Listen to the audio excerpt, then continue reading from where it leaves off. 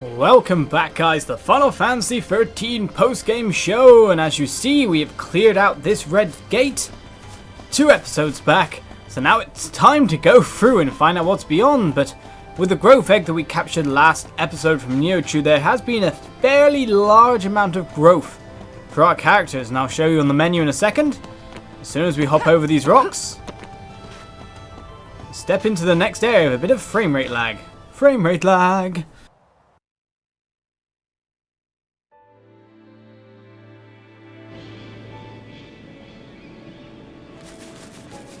So where are we now? When Truth Seekers rise, the Fault Warrens, and I'll bring up the menu here and show you exactly how much growth. And the total you'll notice, the first thing before any other is HP. HP has grown tremendously.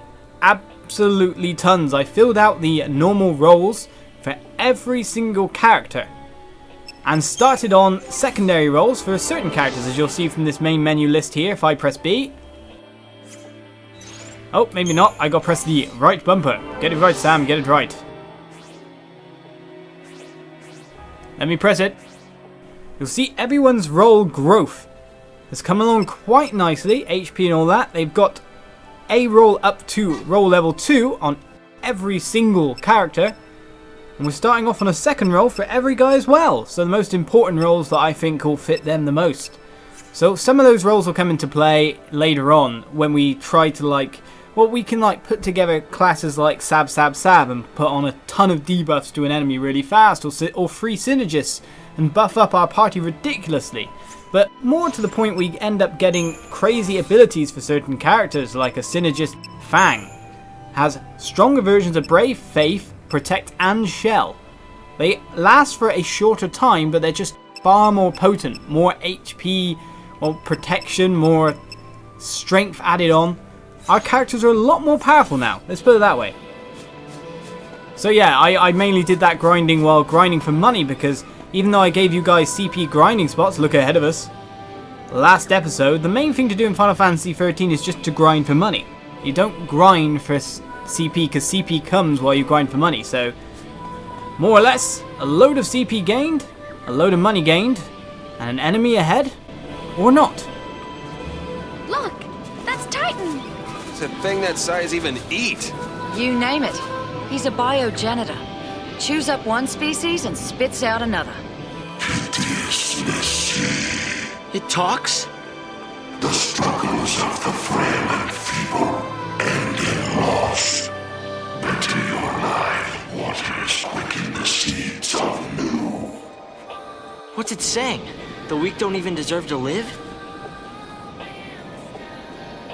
Well, last I checked, we're not exactly weak, are we?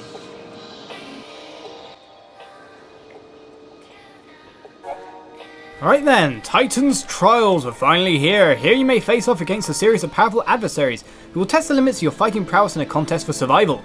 If you manage to emerge victorious from 4 consecutive battles, you may then continue on to face one of Titan's final challenges. Upon completing each battle, 2 Cie'th stones will appear. Each offers you a choice of your next opponent. Defeat that opponent and you will earn a reward. Succeed in overcoming the final challenge after winning all 4 battles, and you will earn a special reward and be returned here. Be warned, however, that the enemies you will face are extremely powerful. Do not challenge them unless you are sure you are ready. You can return here at any time by touching one of the golden Cie'th stones you will find scattered along the trail. If you are certain you wish to proceed, touch the Cie'th stones up ahead. And that is what we will do. However, we will divide these into episodes, so to say. So we're going to do A1 to C3. This episode, D1 to D4. Next episode, and then E1 to E3 and E4 to E6 in 2 separate episodes. So the strongest enemies are going to be separated. That's how we're going to set out these missions. Unbelievable. And we're going to do them in order of their mission, as it were. So whatever mark number they are is the order we're going to be doing it in. Battle number 1, 35, the road less travelled against a Gurren Gatch. The path of the soul is an eternal one, ever changing, ever seeking its own source. A Gurren Gatch is the gateway to this path. Pass through it, and into the circle's unending flow. Let's start the Titan's Trial.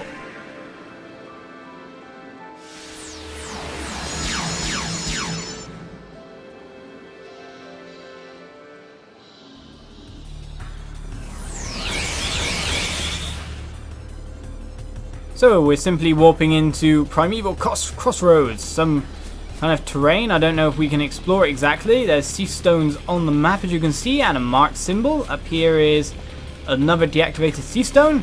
So that is the enemy we're aiming to face. Can we preempt it? Because it's one of those bunker beasts, and if we preempt it, we'll be a lot better off for it. In fact, a Decepticol might be just something we can use to get this done really, really fast. Let's get to work.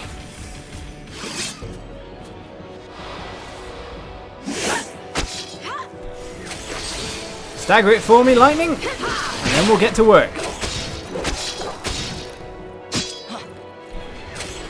Hope with the haste there, but we don't need him exactly because we're just going to finish him off with these 3 hits.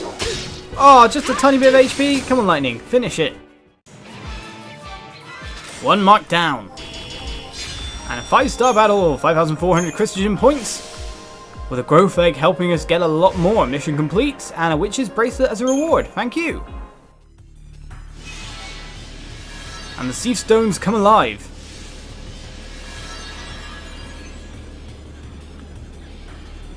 Right, so we pick a path now. And I assume that left would be B1, so we'll go to that one next. Let's take a warp. 36, Dark Deliverance. Souls are wrought of shadow or of light. Harmony of a balance between the two. Rejoin the harmonious circle. Feed the sharpened fangs of the Amam. Here at the source of shadow's flow. Let us go. So these are the weaker foes, of course, so we're going to bust through these guys as fast as possible.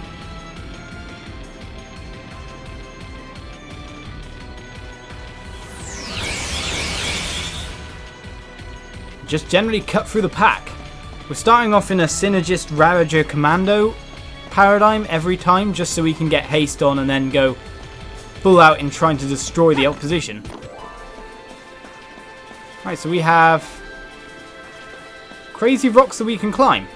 Don't know what for exactly. Can't climb up there. So there's enemies over there, but they don't have the mark symbol on them, on the radar. And there's enemies up there, that's the mark. However, there appears to be extra enemies.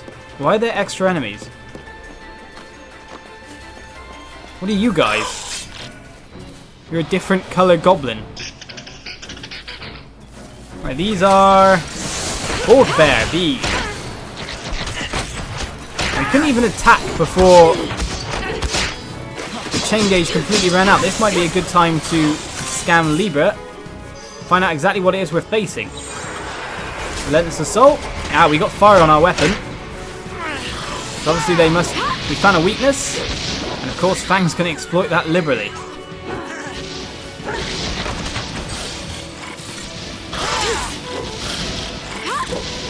Big hits.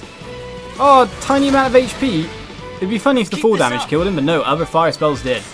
But there's a treasure chest hidden behind them, so I'll pick that up. Indeed, 12,000 CP is not even bad. We get a pinch of gold dust, sell for a little bit more money. Is there a chest on the other horizon? Yes, there is. So we'll just jump down nicely. And then we'll face you a man one-on-one. We've already fought one of you before. Well, we won't face you one-on-one, we'll fight you 3-on-2. Star Blossom Seed. I think that it was also a nicely sellable thing. The more money we can get, the better. Trapsahedron for a best weapon. Costs 2 million. So Mark 2 of the day. We already have the weak stats, I'm sure. Can we debuff these guys to make this go faster? Follow my lead. Well, if I go to Smart Bomb and then attack, I'll change to a different target because that's the thing you do.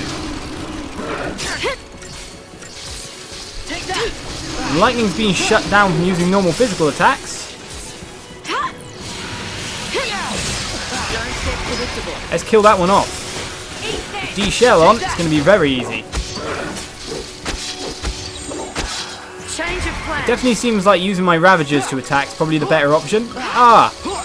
I've been cut off from using spell abilities, so I have to physical attack, which isn't bad because we should be able to get the kill.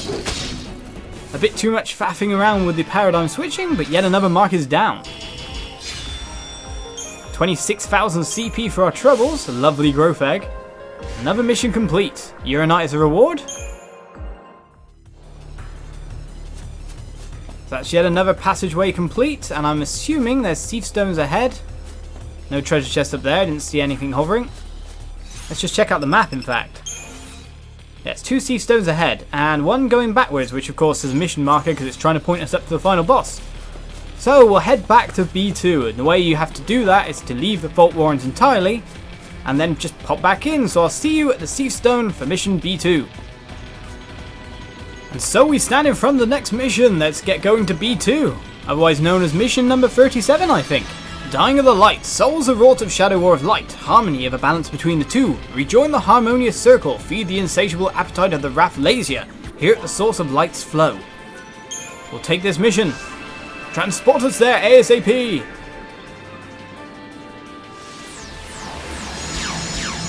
I wonder if the map over there has treasure chests as well, rather than just a straight area to get to the monster, because it was interesting how the last little map we were transported to had its own little enemies, but no, the mark's straight ahead of us. We should be able to get preemptive on these, if I'm not mistaken. Oh no, would have done if somehow didn't miss. It seemed to like move its tail out the way at the exact moment we came there, which was kind of funny. So that one on the right hand side really doesn't want to let us preemptive them. I don't know if we can preemptive them now, they might be a bit active. No, we got it. If we can preemptive a mark, we will always preemptive it.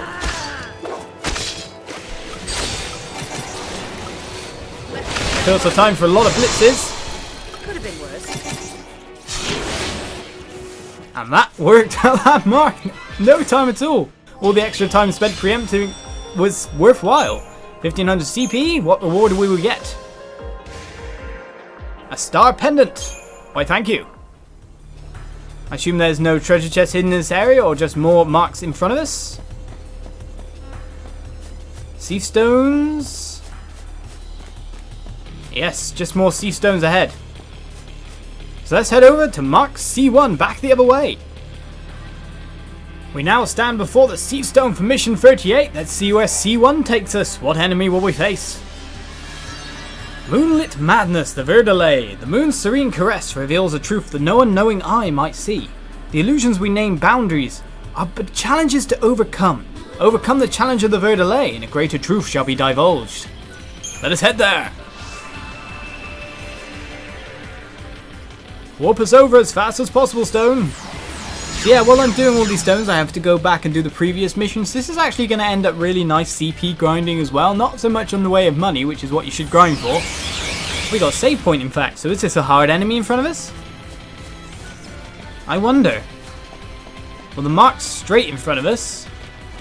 I wonder if we can preemptive. Doesn't look like it. No, they turn before we even get there. Oh well, we don't know what they'll do. Actually, we fought them before. And we can blitz the hell out of them. Seems they summon more creatures, but we've already played against them before. We already know the weaknesses. And down in no time at all. Supple leather, torn leather, and nothing any good. But what's this? A diamond bangle. That's not so bad. But it seems there's more enemies around.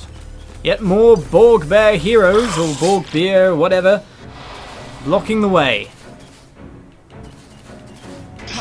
We'll face you head on. And not that I can attack before we build the chain gauge up all the way. Let's get fire on my weapon. Time for a change. Begin the nuking. When Fang gets in there, of course, things die. As long as she gets some hits on for the commando attack to work, we know that everything's going to die pretty fast. So this area again has more treasure chests, more places to search through. In fact, they gave more CP than the enemies we just faced. What reward will we get? A Zealot's Amulet. I do like it when they have actual areas to explore as well, but I'm guessing these two forks lead to yet more Cie'th stones. Yes, they do. So onwards to mission C2. And so we head onwards to mission C2. What will it be? Who will we face? Let's find out. Cie'th mission 39, Seeking Stars, is an Oku. Scattered starlight reveals a ghostly truth that no unknowing eye might see. The illusions we name boundaries are but challenges to overcome. Overcome the challenge of the Oku and a lasting truth shall be divulged. I'm sure I've heard that text before. But let's take the mission and go. Hopefully it won't be as, well, I wouldn't say the other Oku's hard. We defeated that in really fast time. I just hope I don't see a Neo Oku. That would be terrible. I don't want to see a Neo Chu or Neo Oku, however you wish to pronounce it. Alright then, let's head onwards and see what we may see, who we may face. I can't be bothered to switch Saz in. He's got little guys with him. Oh, only two. I don't see any more than two. Oh, with that little, I might just challenge him head on. Or actually, let's change the paradigm very slightly. The one we start with. To a synergist paradigm, because lightning does have synergist spells now. We can try to see how that might work by going along the actual grinding strategy to defeat it in fast time. I wonder if we could preempt it even. Let's just get to work. We shouldn't have to even worry about all the little guys around. Instantly fire goes on my weapons, so I can start chugging away quite fast.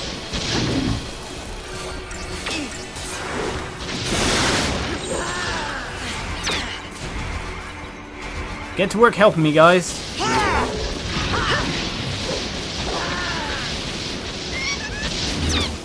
Seed dispersal, so we're going to get more of the small guys out. We should have enough HP to survive, however. In fact, we should be able, even without the paradigm refreshing, be able to take them down the next wave. With a death blow coming in. There we go. Let's blitz these guys to oblivion and back.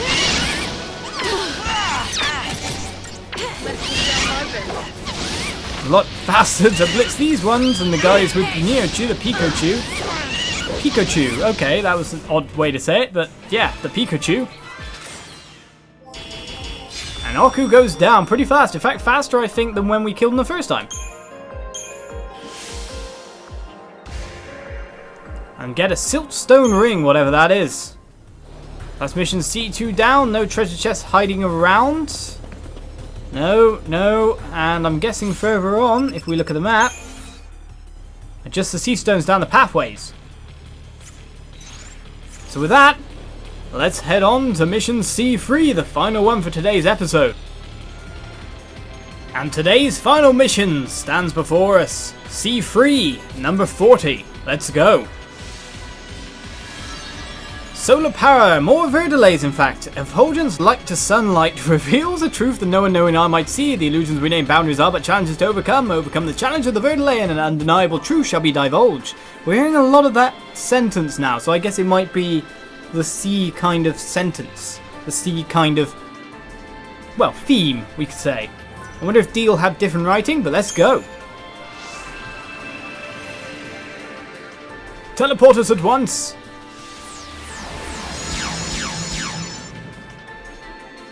The verdelay were not hard last time. We pretty much executed them in 2 seconds flat.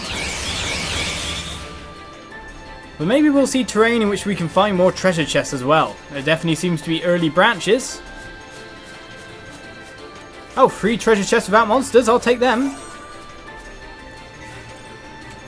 A Star Blossom Seed, yet more money. But the verdelay stands right in front of us. There's only 2 of them. Unlike the 4 of last time.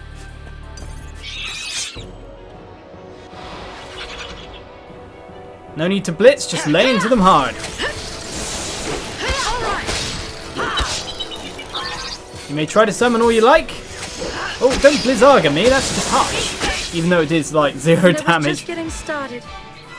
Luckily we picked the summoner first and picked him off. Only 4,000 CP for that fight. We get a Zealot's Amulet as well. So is there any other treasure chests or just branches of sea stones around the way? just sea stones. So that's going to be it for today's episode, guys. We've taken on the first 6 marks of the Titan's Trial, and we head for harder monsters next episode. Thank you for watching. Tune in next time. Bye bye.